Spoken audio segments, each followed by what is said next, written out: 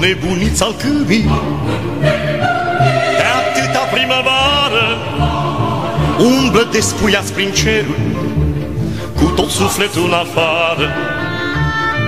Și l-au scos de dimineață, alb și încărcat de rouă, cu mirezme tari de ceruri, smulse dintr-o taină nouă. Au nebunit salcâmii și cu boala lor odată s-a întâmplat ceva îmi pare și cu lumea asta toată.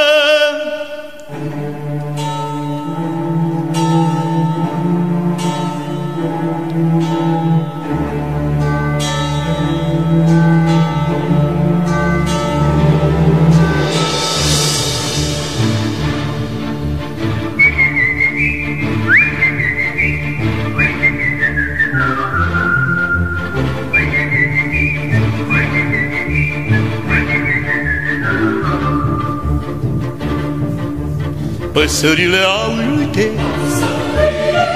îi scos sufletul din ele, privegind de doruri multe, călătoare printre stele.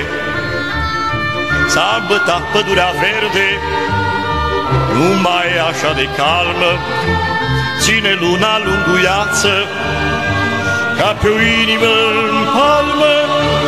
Nu-mi vezi sufletul cum iese, în hotice cuvinte, au nebunii salcâmii, și tu vrei să fiu cu minte.